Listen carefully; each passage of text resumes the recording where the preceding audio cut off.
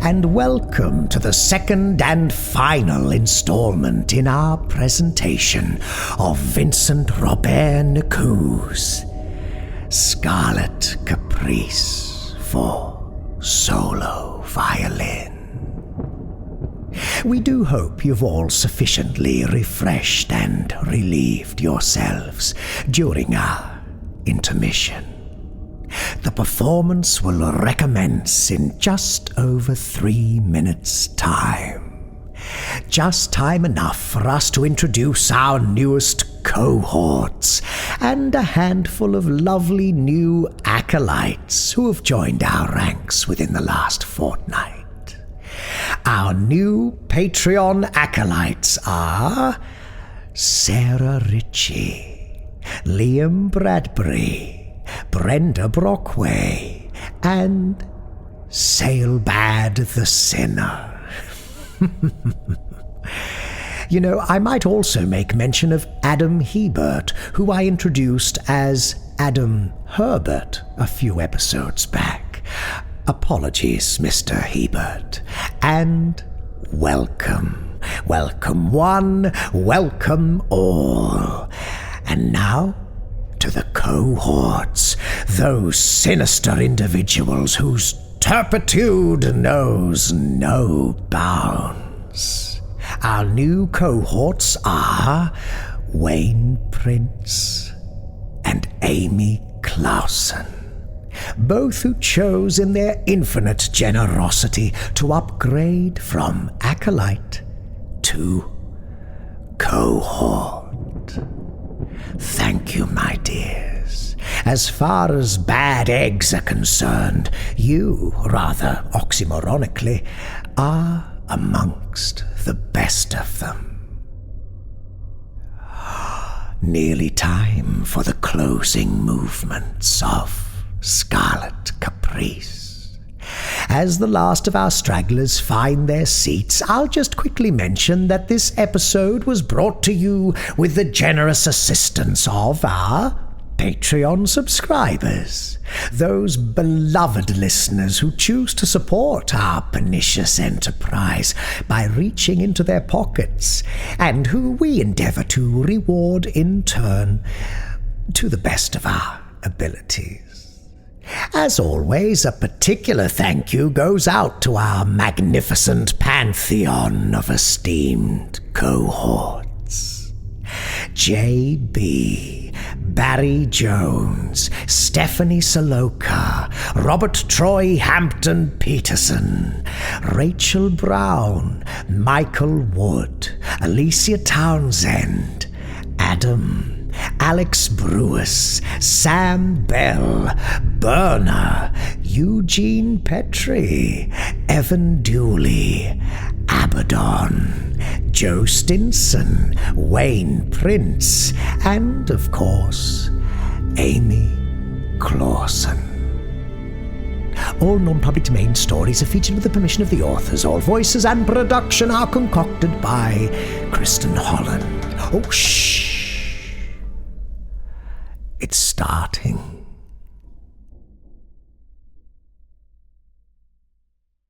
You know what I want to see. Show me. See? Cadenza. I pulled a few pages from the heap of papers and handed them to him. He threw himself at my notes with a desperate hunger. I watched him read feverishly, his finger on the paper, occasionally grumbling or humming to himself. He paused a few times, grunting as he went over a passage again and again. Despite what he had just said, I felt like a student about to be reprimanded. He skimmed over the next few pages, muttering sporadic exclamations. When he finally put down the papers, his hands were shaking. "What is that?" he said, his tone unnaturally cheerful, almost unhinged. "What the fuck is that? You little shit! How dare you! How dare you give me this load of bollocks? Professor Kristin, I cannot permit you to insult my work in this manner. You called upon me to create something modern and original. You can either get with the times or go to hell. Fucking tone-deaf incompetent! How can you call yourself a composer? Almost a week of faffing around and twiddling your thumbs, and all you can show for it is this! Are you taking the piss? You couldn't be asked, is that it? You gumless fucking gumshite! Do you even know what is at stake? Are you that fucking stupid? Or maybe you're in his pocket. You figured you could sabotage everything. How can I perform under these circumstances? It's over. It's over. Everything is over. I'm done. But if you think this means that I'll roll over and wait around to die, you're wrong. You hear that, you bloody asshole? I'd rather burn the whole place to the ground. Leave me alone. Can't you bloody understand me? Piss off and do what you want. The altercation with Kristin had shaken me to my core. I didn't admit any mistake to him, not because of any misplaced pride or vanity, but because it seemed like anger was the only thing keeping him together. He was right, of course, about my work, about my abilities, about everything. Part of me knew I needed to embrace my inadequacies if I wanted to improve. I turned to Eliza for help. With our combined knowledge and expertise, we made great strides towards the goal. This would be an exceptional violin piece, one which would find its place among the best compositions of the repertoire, a piece of endless beauty and tenderness. After a week of common labour, we had almost finished the work. More importantly, I noticed that the noises were receding in her presence. I could breathe again, enjoy the sunlight and the fresh breeze on my face. I wished it would never stop. She never did lose her withdrawn demeanour, nor did she respond to my questions about her personal life. One late afternoon, as I was putting the finishing touches on a series of dynamic modulations, I asked her to dinner. Unsurprisingly, she refused. But if we hurry up, we could still go to Coral Evensong. I hadn't set foot in the chapel since my student days. It was a magnificent neo-Gothic building, with gold gilding on the carved ceiling and elaborate stained-glass windows. Statues stood on the front pews, with St. Paul and St. Peter guarding the entrance, the four evangelists standing at the centre, and nearest to the front, an angel and the devil, facing each other from either side of the altar. Eliza and I sat next to each other. I would be lying if I said I was focused on the service. The chaplain mumbled a long-winded sermon about the different kinds of temptation, as if the students needed a lecture on this topic. The choir was fine, I suppose. To me, the whole affair sounded boisterous and overly dramatic. My attention was mostly focused on Eliza, her slender body next to mine, her leg brushing against my leg. She hummed some of the hymns, her eyes half closed, completely enraptured by the experience. I couldn't refrain from putting my hand on her thigh. An innocent gesture of affection, nothing more. Yet she jumped at my touch, gave me an irate look, and stormed out. I ran after her, only to come face to face with Dave Harrington, looking fraught with fear and confusion. "John, we need to talk," said Dave in hushed, hurried tones. "There's something wrong about all of this." "I have nothing to say to you." "What do you know about Kristin's so-called manager?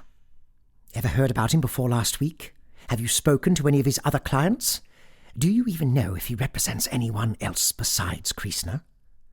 Who cares where he comes from? He could have crawled out of a hole in the ground for all that it matters. If he can book me a premiere at the Albert Hall, I don't need to know anything else. All of his former clients died." "Oh, really? Well, colour me shocked. If they were Kristin's age, what did you expect? Have you seen the state of the man? I'm more surprised he managed to survive until now. The bastard should have croaked years ago." "It's not funny. You should be more mindful of who you choose to associate with. I'm telling you, there's something wrong with that man." "Well, thank you very much for your concern. I'll see you at the Albert Hall, old boy." Bright, blinding pain flashed behind my eyes, preventing me from understanding Dave's response. I stumbled to a bench on the side of the quad, heart pounding, ears bleeding, sanity crumbling. All I could hear was a piercing, high-pitched sound, like a swarm of chittering insects enwrapping me. "Speak of the devil," Nick said, with his usual sneer. "How are you, John? I've heard that you've made some progress on our little venture at last." "What's happening to me? What have you done to me, you bastard?" "Me?" He giggled, sitting next to me. "Did you think that it would be easy? That fame and fortune would come to you without quid pro quo? Why do you think Beethoven begged for me to take out his hearing?" He let the question linger in the air, flies buzzing around his head, and for a short while he showed himself to me.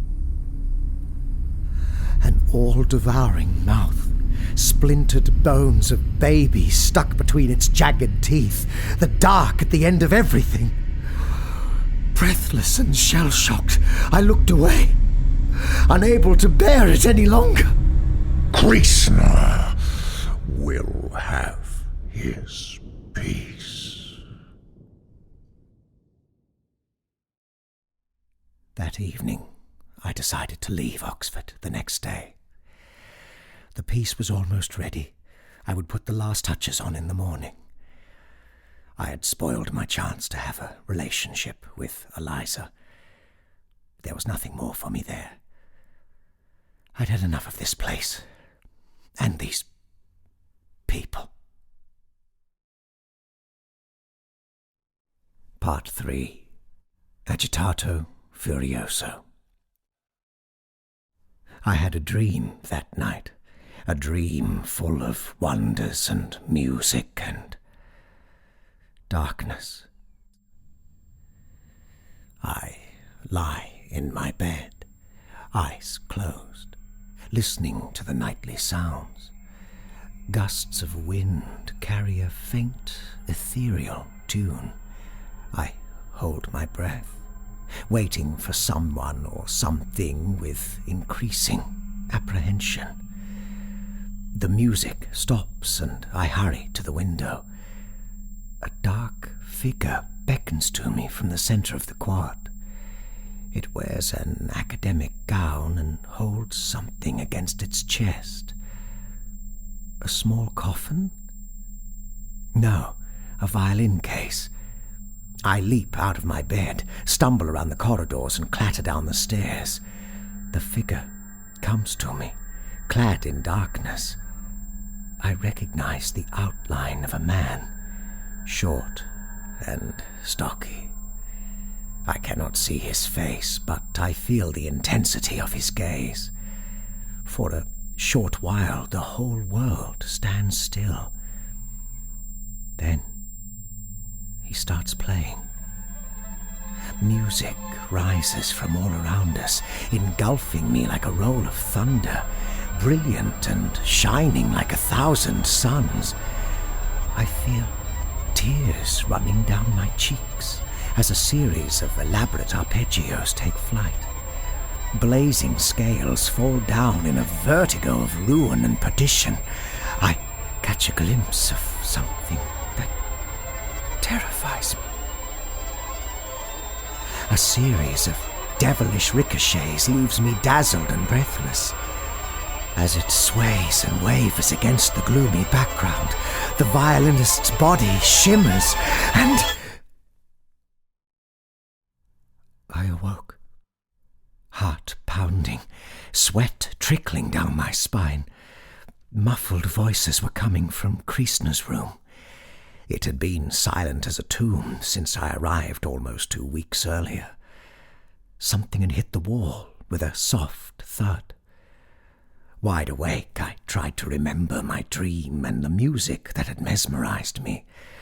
The noises next door kept distracting me, breathless moans and faint, strangled screams.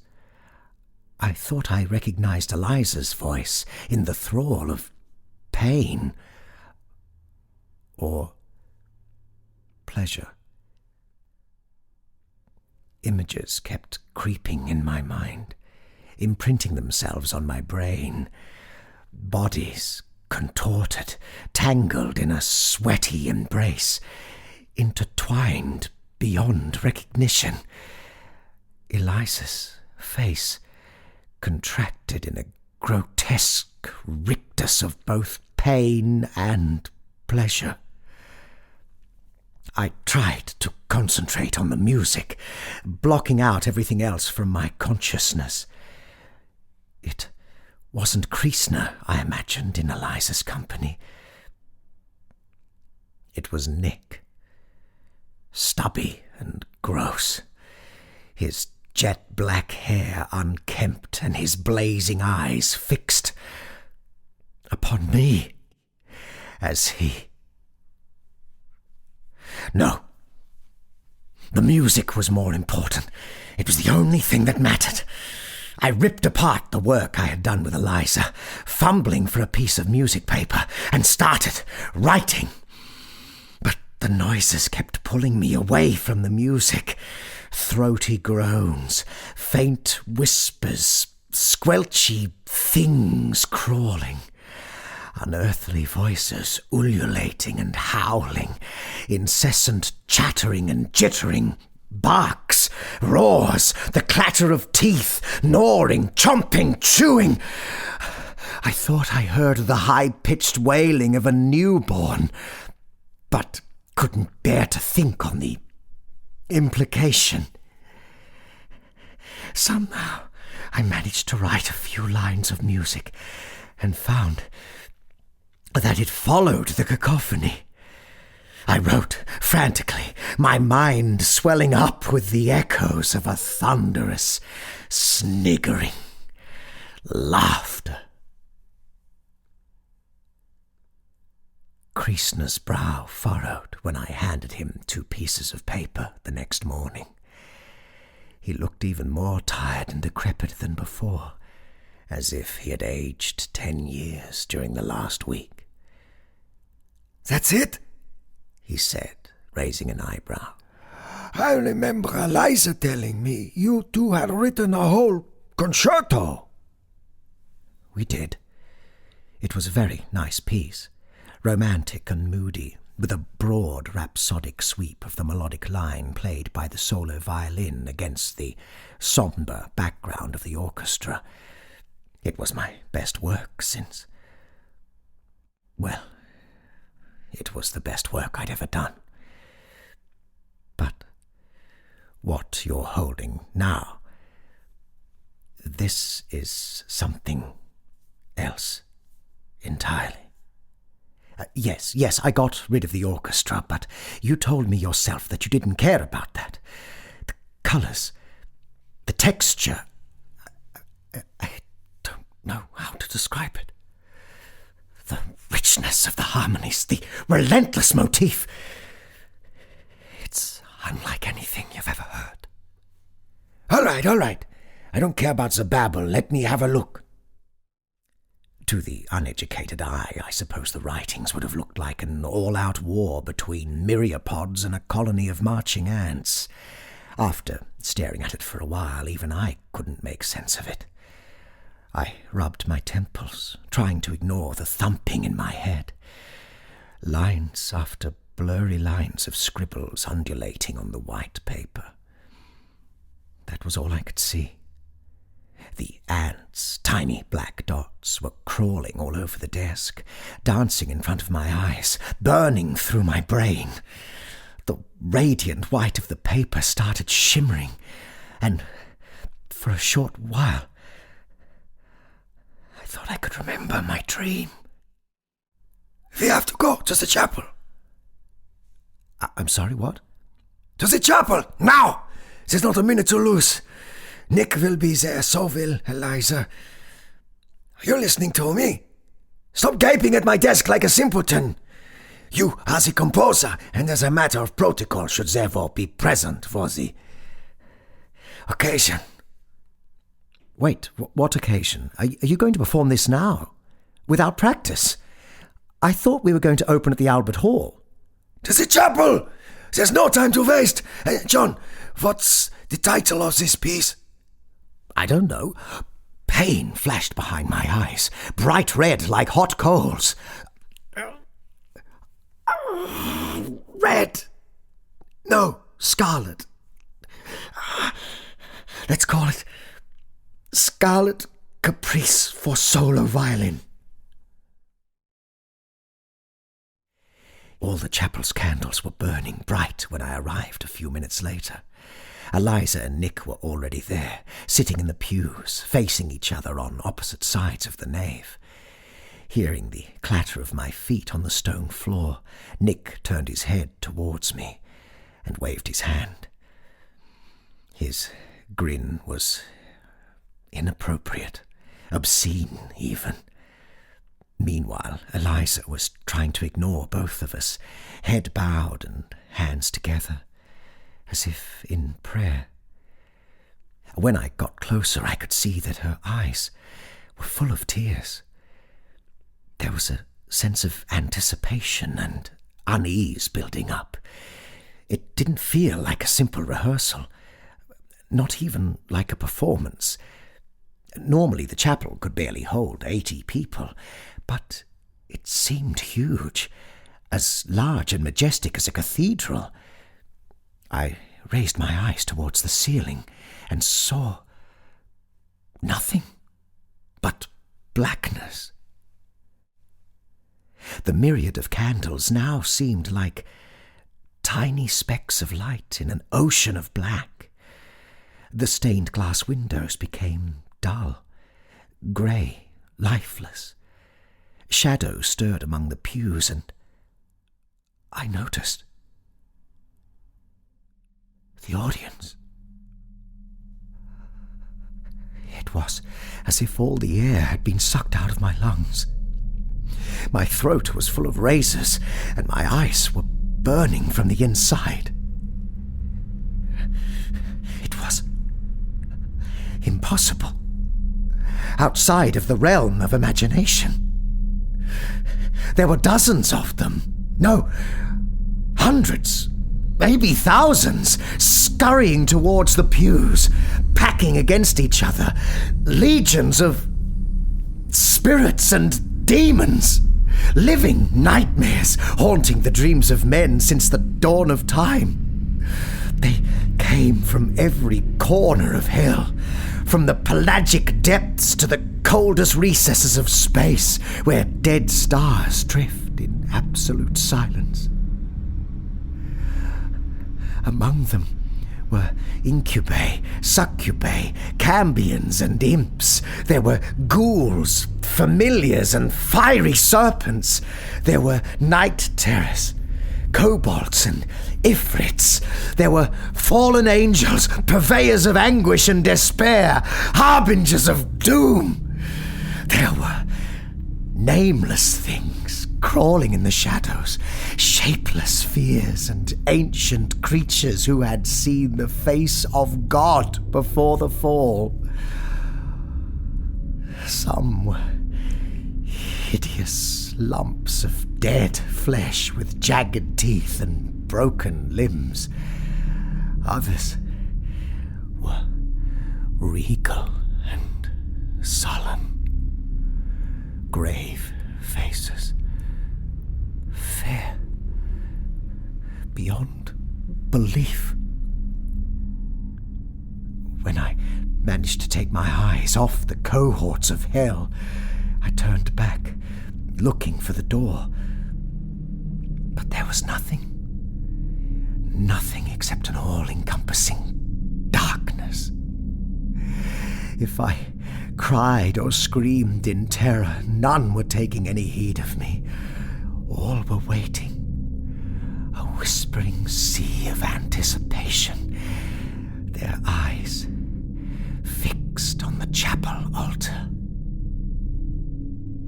Kristin entered by a small door on the far side of the chapel. He walked to the front of the altar, his violin in hand, gave a rigid bow, tuned his instrument, and started playing. I could neither figure out how he had managed to memorize the piece in such a short amount of time, nor how he could play it with such skill. Time seemed to stretch as he was swaying this way and that, his eyes bulging out of their sockets, following the devilish tempo of the music. For a short while I could see him for who he really was. The bow was flying like a sword with surreal accuracy. His fleeting fingers ran from string to string in a dazzling dance. His bow glided, reaching the highest note. After a diabolical descending scale, he reached for a higher note still. The violin shrieked, an unearthly sound at the limits of my hearing. Again, Kristin's fingers ran along the strings in another set of incredible scales, as the infernal audience braced themselves for another deafening high note. The string snapped and burst Kristin's right eye. He fell on his knees. He turned to the audience, faced Nick with a triumphant grin, and spat. I did it, you bastard! I found a piece I couldn't perform! In the blink of an eye, Nick was next to him, stroking his head in a way that made me queasy. Don't you remember our contract, my old friend? I believe it read as such. For the remainder of his life, Sefton Amadeus Kristin will be able to play any piece that a mortal could conceive. That's right, said Kristin, his hand covering his injured eye. I couldn't manage it. The bloody C-string snapped into my face. Give me my soul back, demon. Nick smiled. Oh, but you forgot something. I'm afraid this little entertainment wasn't concocted by any mortal. It was I who put it into Mr. Fawcett's head last night. Did you think you could fool me? His voice swelled up like a storm. Even the demons cowered in fear. I am the Lord of lies and trickery. You thought you could trick me. Mine is the reign of this realm of pain and despair. I rule over your petty desires and your disgusting cravings. You called me, remember? You called me with your foolish circles and silly spells. Well, here I am. Have you nothing else to say? Silence at last. I walked down the nave through an empty chapel. There was no trace of the audience. For an instant I wondered if I had dreamt the whole scene, but all doubts were dispelled when I reached the altar. Kristin was curled up on the floor, writhing and whimpering with his hands cupped on his wounded eye. Next to him knelt Eliza, a concerned look on her face. Nick stood a few steps higher, towering over both of them. He opened his arms towards me in a gesture that seemed either like a father welcoming his long-lost son, or like a conductor about to direct a performance. I walked all the way to Kristin's side. "Won't you help him?" said Eliza with pleading eyes, her voice barely a whisper. "The poor man is badly hurt." Nick's voice echoed through the chapel like a clap of thunder. Indeed! Won't you help him? Won't you put an end to the poor man's suffering? His tone softened. Look at him. You would be doing him a kindness.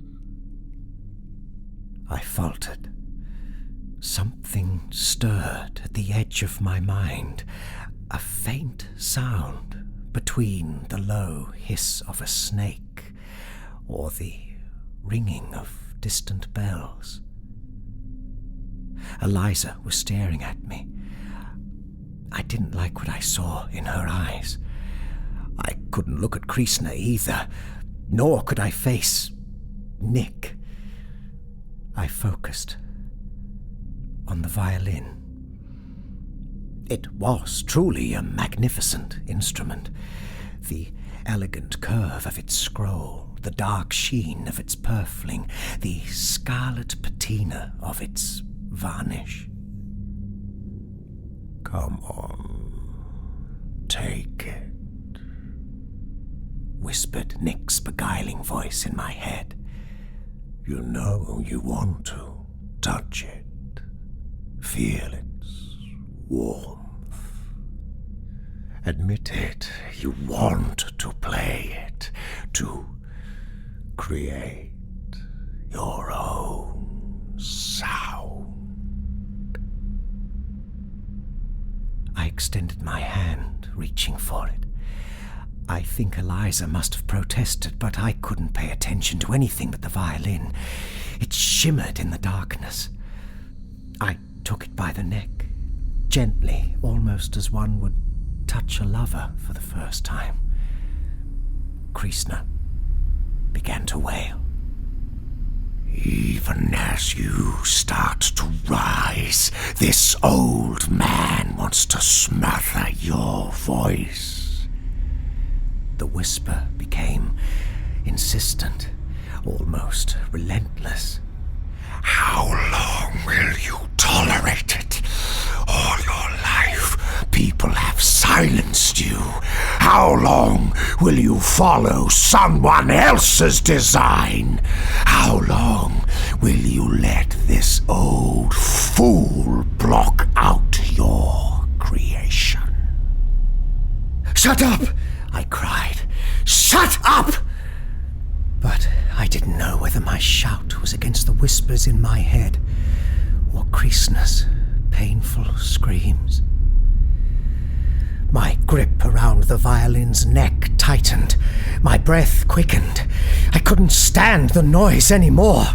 I smashed the instrument on Kristin's head, again and again, until the violin's body was in pieces and the screaming stopped. The neck fell from my hands. My head was full of discordant sounds. Eliza's cries of distress, Kristin's gurgling noises, my own heart thumping, and a distant laughter. Eliza was backing up from us, looking at me in disgust. Look at what you've done. Nick breathed in my ear.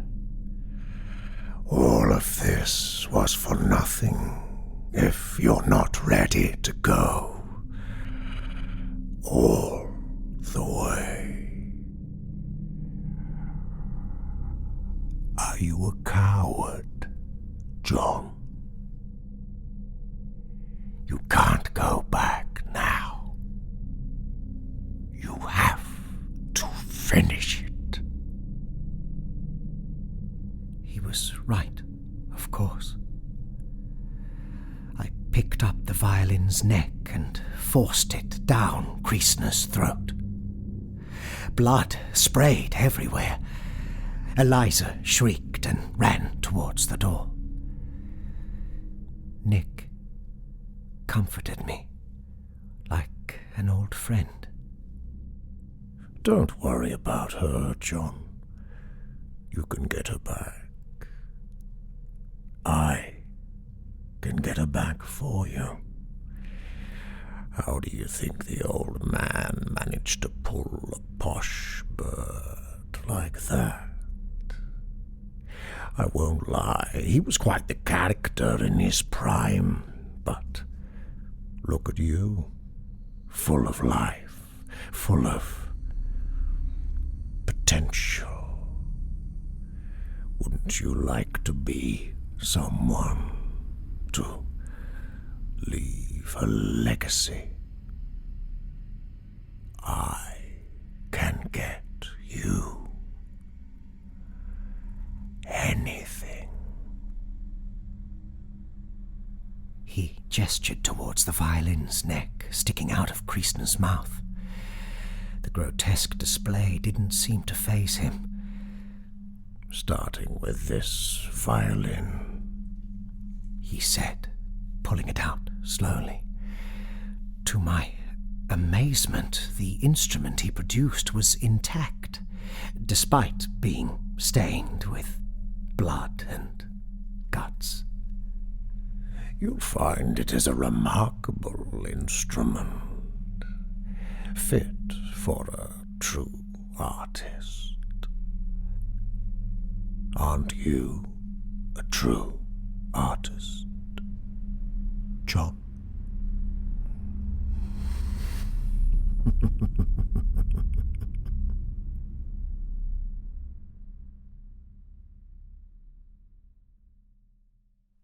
Coda. I'm thinking about the letter I received last week. I can feel it pulsating and radiating heat from my breast pocket. A contract. My manager has arranged my first world tour. London, Amsterdam, Milan, New York, Sydney, Shanghai, and that's just the beginning.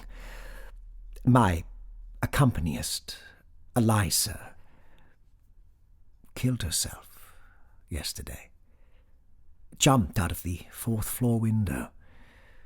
The scarlet red blood stain on the cobblestones below reminded me of something, like a bad memory on the edge of my consciousness. My ears start ringing when I think too much about it. I avoid dwelling on the past. I was amazed at my skills as soon as I began playing the violin more seriously, starting with my devilish little Caprice. It's become a signature piece of mine. But something's bugging me. I can only play so long before I hear something, a faint sound beneath the surface of the music, like a soft, sniggering chuckle.